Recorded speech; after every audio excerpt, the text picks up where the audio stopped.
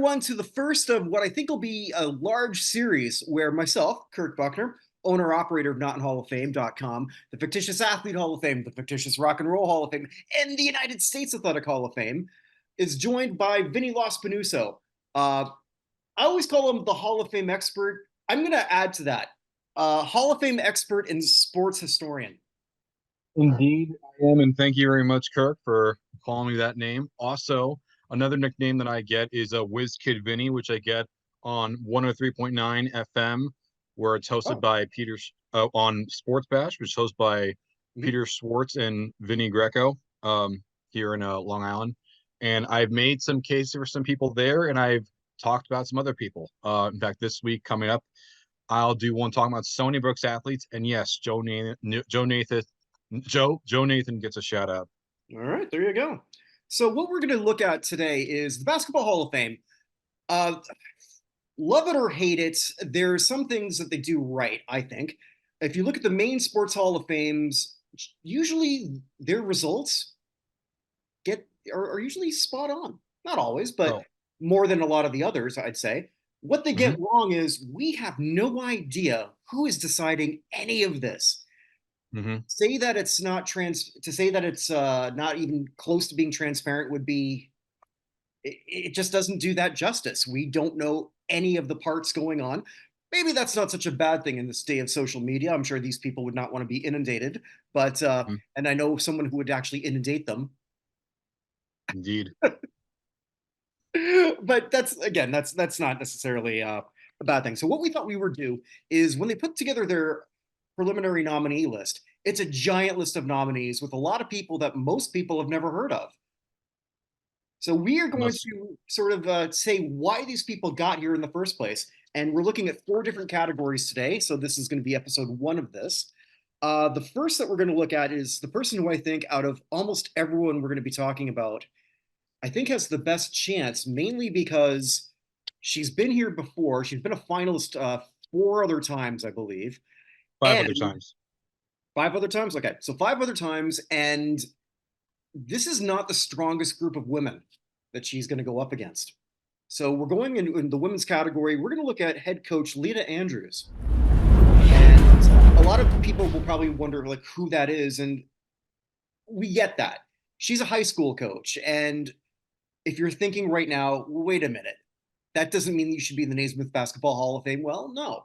The Naismith Basketball Hall of Fame does recognize all levels of basketball, including high school. So there are other coaches in this, but none of them have more wins than her. That is correct. In fact, Leta Andrews has the most amount of wins for any high school basketball coach, and that's boys and girls basketball. More wins than anyone in the history of high school basketball. Yeah, depending on where you look. I mean, according to the Women's Basketball Hall of Fame, which she was an inductee in 2010, they state her record as 1,322 and 299. I've seen different numbers elsewhere, but either way, she has the most. That's not in dispute. So she was a coach in what was the name of that school in Texas that she was there for 52 years? Well, a variety of schools. She first started coaching at Toller High School, then Gustine High School, then Comanche High School, but she spent most of her time in Granbury High School from 1976 to 1980.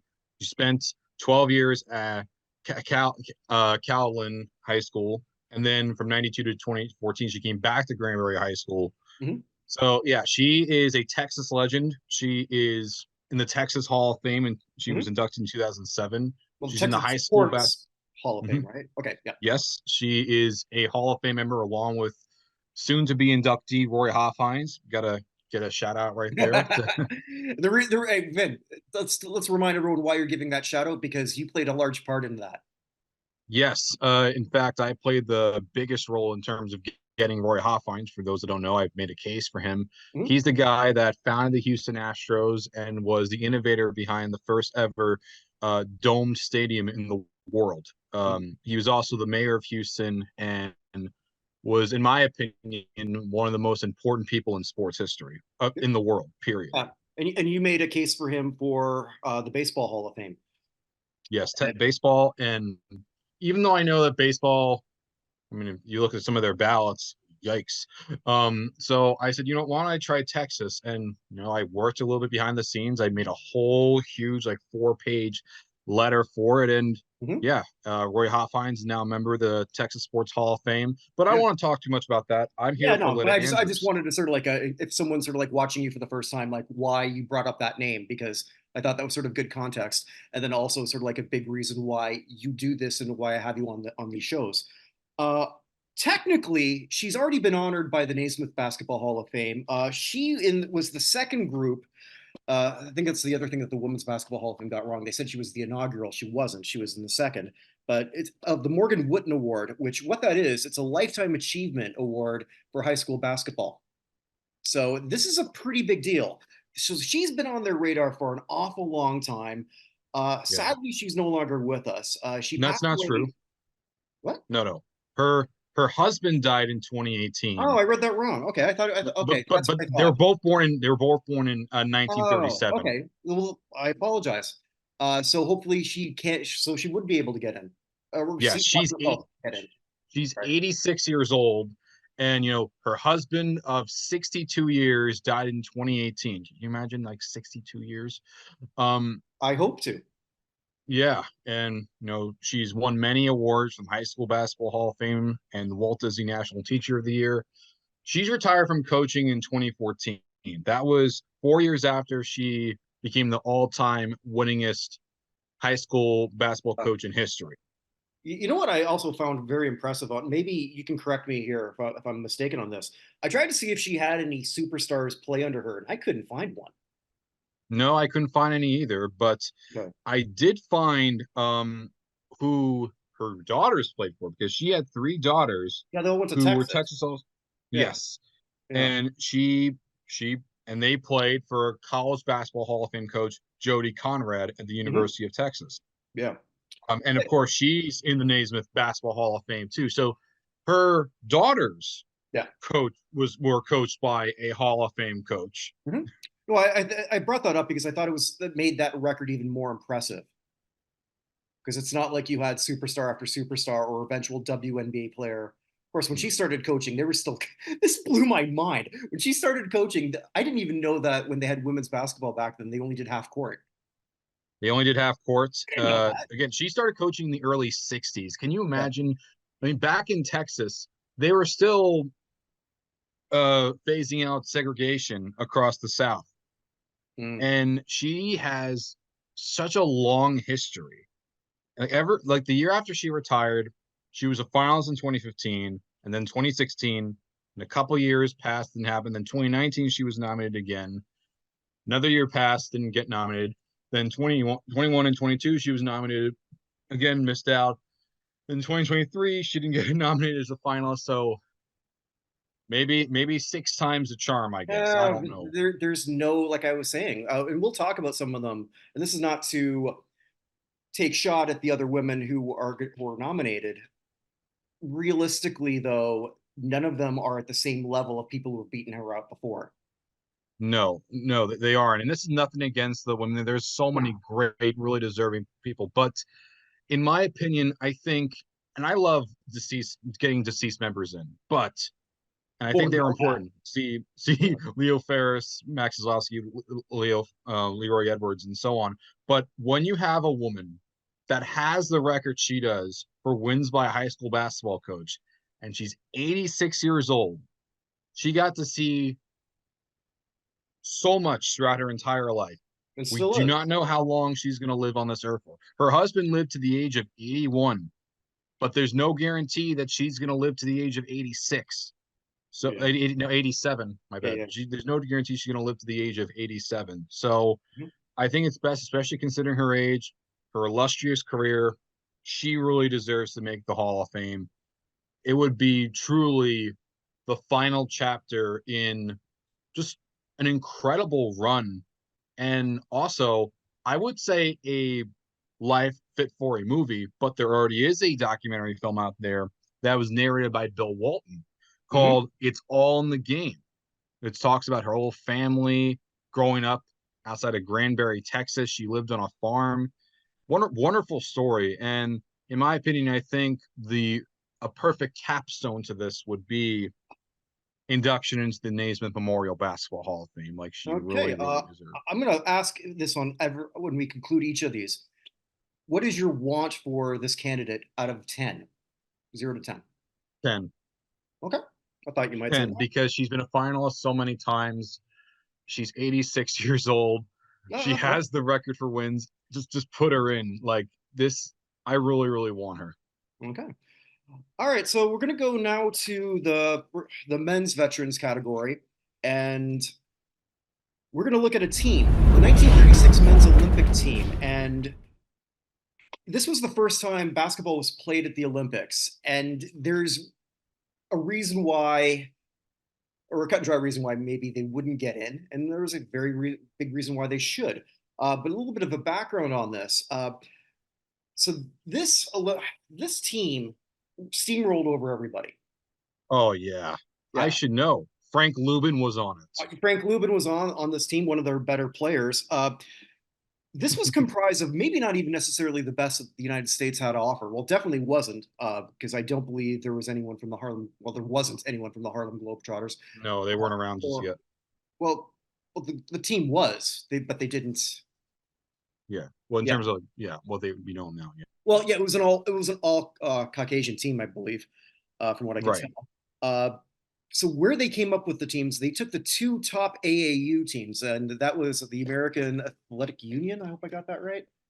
Uh, Yeah. A lot of them were from California. I've noticed. Like a lot of them are from the well, West Coast. because it was from the two teams that fought for the title.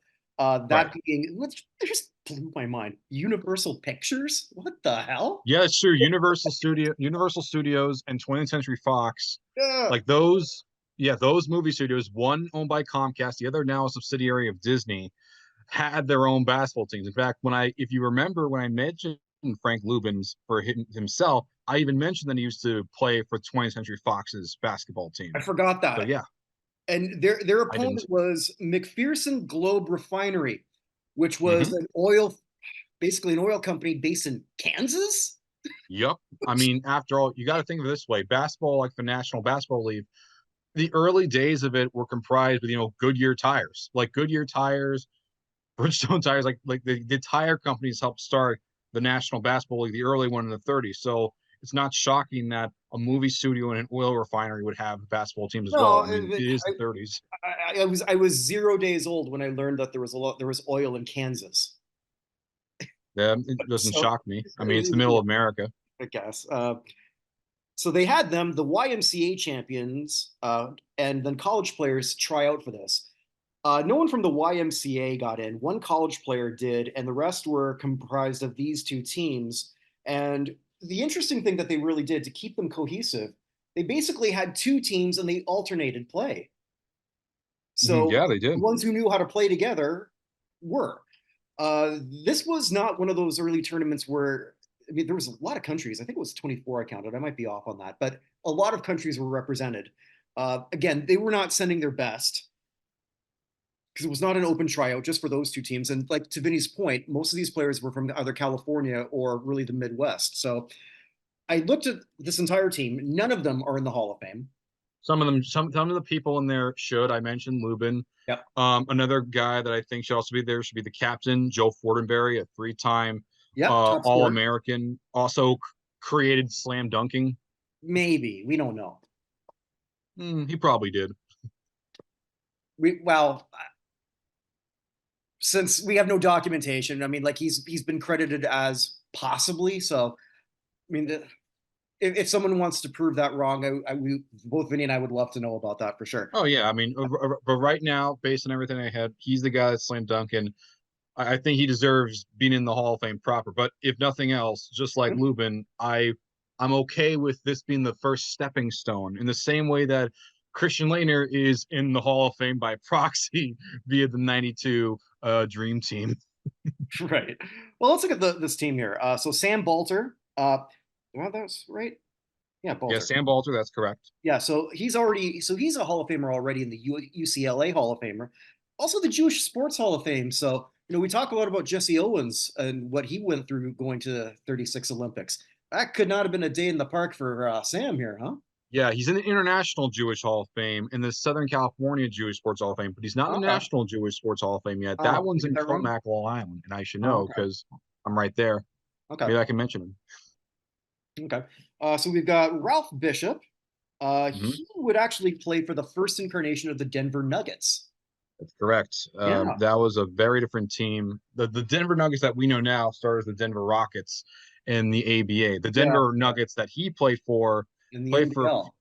well, they actually had his first early days in the Missouri Valley for a few Mhm. years, and they finished their time as the Denver Refiners in 1951. So the aforementioned Joe Fortenberry. Mhm. Tex Gibbons, who was the veteran of this squad at a ripe old age of 30. Yes, He was the oldest member here. Francis Johnson. So very, he, very basic name.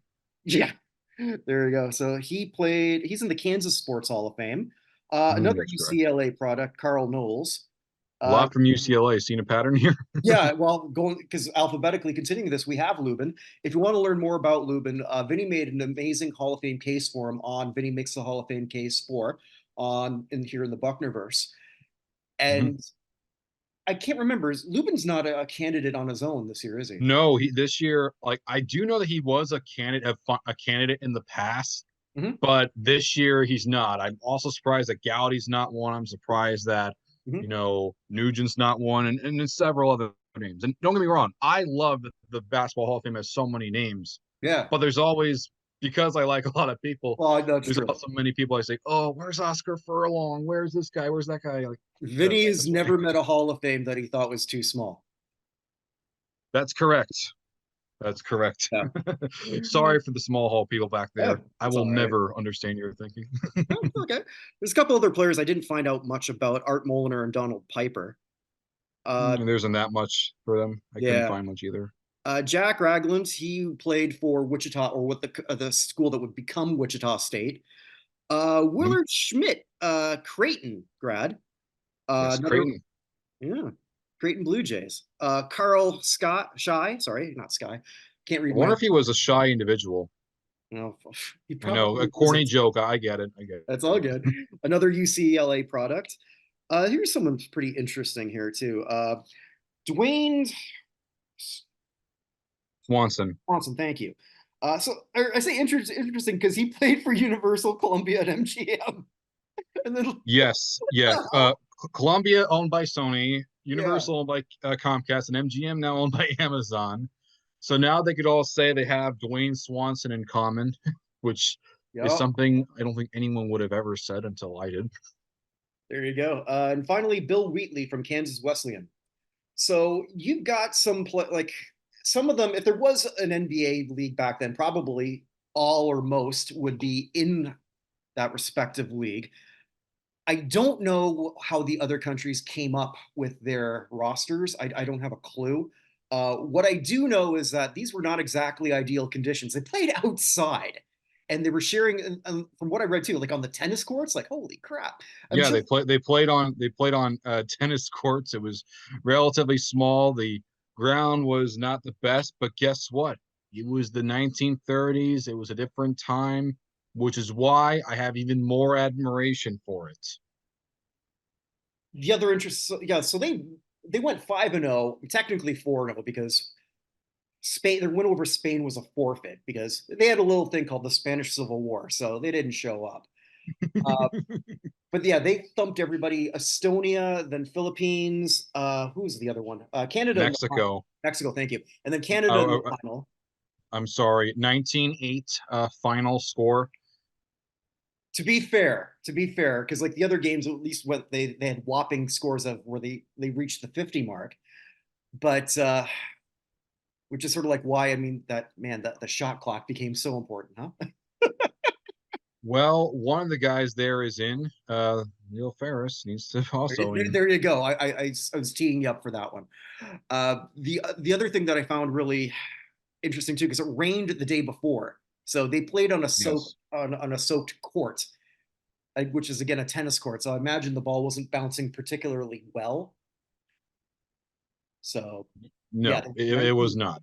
So historically speaking, this did start a dynasty for American basketball. Again, Vinny and I can't speak. Well, maybe you can, as to how good the other teams were. I don't Not as imagine. good. Yeah, well, obviously not as good, or like how much basketball it even spread there. But still, a win is a win. If you beat who's up against you, that's all you can do. And Yeah. historically speaking, so same question then. 0 out of 10, how much do you want them in? Considering he has Lubin and Fortenberry, I mean, yeah, how can I not go with 10 when this was literally the thing that started the entire dynasty? And it'll be Hmm. so great for the families of these people too. Like, Oh yeah, okay. I'm way lower I than you on this, actually. what did you? I'm way lower than you on this because only one in this group is going to get in, and I got people I'm more interested in. Oh, I would say that, in terms of realistic prospects, considering that it's in the same section as Edwards and Ferris, Hmm. I would want but not before Edwards, not before Ferris, not before Zevslovsky. I do like this a lot, Hmm. and I'm happy that I just say their names, but compared to the others, you're gonna have to wait your turn. And it's a shame there's only one a year at the moment, at least. Well, maybe But that's something that they do get wrong. All right, so yeah, but hope I'll see what I can do about that. I'll try to see what I can do to help change that. But it'll take time though. I'm curious with your thing on this one. I'm not high on this particular candidate, but we want to give everyone their due and explain why they're here. That's Pete Babcock, a 42-year veteran in as an executive. Started off with the San Diego Clippers, 83 to 85 as their GM. I think maybe you just get a medal just for dealing with Donald Sterling for 2 years. Couldn't have been Well, fun. yeah, Elgin Baylor too. I mean, he was there even longer. Yeah, I don't know exactly. And then became the president of the Denver Nuggets, and they did pretty good under him. 85 to 90, they went 6 for 6 in playoffs. Didn't win anything, but still. Was with Atlanta next for 13 years, built them back up to a contender until, but again, they didn't really win anything either. Then was with Toronto for 2 years, and that was not 2 good years. And pretty much was there No, because his brother Rob Babcock was the GM. Ask me how I really think about nepotism, that. nepotism. There you go. Then I guess he missed out on a ring. Cleveland Cavaliers, where he was a scout from 2007 to 16, because the Cavs won in 17, so he didn't. He didn't. No, he won after the Cavaliers won a championship, so he did win a championship. Oh, he did win a title. Okay, I guess I Mhm. got my years crossed. I No think. worries. He don't worry. He came out on top. Well, that's why I have someone smarter than me doing this. I mean, You're welcome. you're a human computer. I know that if I'm gonna stumble, you're gonna be right there to pick me up here. I Yeah. think he's here because he also won a lot of humanitarian awards when he was in Atlanta, when he was in Cleveland. So it just seems like an all-around good guy. I don't know that necessarily means you're a Hall of Famer. What do you think? Yeah, I'm all for honoring people that were truly great individuals, but you know, you said everything you really need to. Hmm. Like Babcock was someone who had a very, very long career, Hmm. and I love getting scouts their due. I love getting coaches their due. I love getting these executives their due. But Pete Babcock, no offense, is not as high as many of those other names. Like I Hmm. did one on Bill Burker that's going to come up soon. Yep. Like there's some other people here also. You also look at some of the older names, like I mean Jerry West is here. I can't say with a straight face that Pete Babcock is more deserving than Jerry West as a contributor. No way. I No, can't. no, of course not. That's objectively false. Oh, for sure, for sure. I guess we'll finish off with something. And for those who are following along with the Israel-Palestine conflict, just keep your politics out of this one. We're looking at David Blatt, who is, if you're thinking, wait a minute, I know that name. He was the head coach for Cleveland for a cup of coffee and then got fired, even though they had the best record because LeBron basically wanted Tyron to be the head coach. Yes. They did win. So, I mean, I guess LeBron maybe got that right, but whatever. That's neither here nor there. David Blatt is here he's going to be our international person that we're talking today. And I found this like a real interesting candidate. He's representing Israel and Russia. Yes, he is an Israeli citizen. Yeah. He, mhm. Well, he fell in he love with the country when he got recruited to play for a kibbutz team, which mhm. is fascinating in itself. That's true. Yeah. And he just fell in love with the place. And after he wasn't good enough to play in the NBA, but I mean, but okay, I'm going to go play basketball in Israel. And he did. So he played in the Israeli league for a long, long time, about 12 Very years, long time. Very, 12 to very long 13 time. years. And for those unaware, the Israeli league, it's a lot better than you probably think. The Israel's basketball scene is something that people really need to take notice of Mhm. because, especially for Maccabi Tel Aviv, Yeah. one of the best programs in the world. That's right, the world. Well, I'll give you Europe. I'm not going to give you in the Yeah, world. well, in terms of the Euro League, Yeah. in all of Europe, it's one of the best ones. Right. Right. It is Uh, the best one and in Israel, especially. yeah, and while he was a coach or assistant coach, he has five. Oh, what did he have? How many titles here? Five. Was it five Israeli Super League. Also, I believe won a couple like European club championships too. Mhm, yeah, Yeah. He and also has a head coach. He's done a lot too. He's been a Mhm. five-time Super League champion. He's been the six-time Israeli Cup winner, That's why he all was Europe in coach of the year. Cleveland. Yeah, You know, it just because he pretty much had won like everywhere that he went. Uh, yeah. Prior to his stint though in Cleveland, this I didn't know. I did not know that he was the head coach of Russia for He an was. extended period of time. Mhm. So won goals in the Euros. Uh, no gold, yeah, gold in the Euros, bronze at the Olympics in 2002, and bronze in that. And the Russian team, it's not like they're made up of a lot of superstars either. So that was pretty impressive to do that. Oh yeah, Yeah, he's a damn good coach. yeah, and he's certainly proven that. Did a phenomenal job there. I just said I didn't want to. I wanted to keep politics out of it, but I mean, it's easy. Whenever I mention Israeli basketball, I never mention politics with it yeah, no. because But I just look at. I was gonna ask like, and then I just answered my own question in my head. Like, do you think like maybe because of the conflict they want to shy away from that? But I don't think they really. I mean, I don't think a in lot of my people personal are playing opinion, at that. Israeli basketball is like Maccabi Tel Aviv is really, really, really good. Well, not Um, yeah, but you can throw the whole Russia thing. But realistically, if he gets in, all people are going to remember not you and I, but a lot of people are going to remember him as the guy who LeBron fired.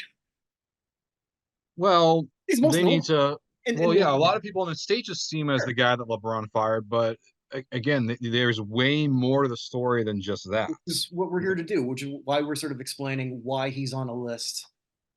If you just like casually looked at it, it would be weird to you, Yeah, like especially with the hoop hall. I guess it's sort of like one thing I think they do very poorly. There's no bios of any of these candidates. There's not even a country next to them. no, there isn't. There's nothing. That's why for some of these international guys, like I know who they are, but most people would not know any better because like David Blatt, like why would he be international? Obviously, I know why, but still, You know, maybe that's how Amari Stoudemire might get in one day. Serious. hopefully. Steph Marbury.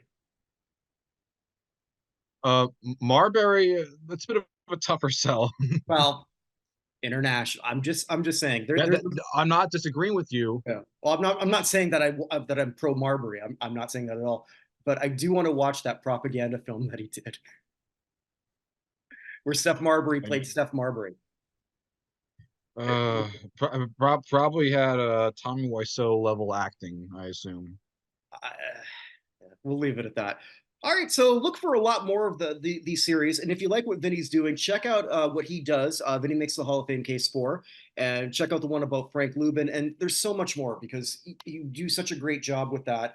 It is reaching, in many cases, the descendants of those people, and I love how we're really talking about some people who aren't really getting their due, and even if they Yeah, do get in, may not get their due in a wide scope, or at least something that can be articulated. Because I imagine, like, if any of them get in, they'll probably have like a 3 minute, they'll be held to 3 minutes when they're up there. yeah. Like I remember, like I think it was Radovac Korak that made it, one an early Eastern European player, like one of the greatest players ever.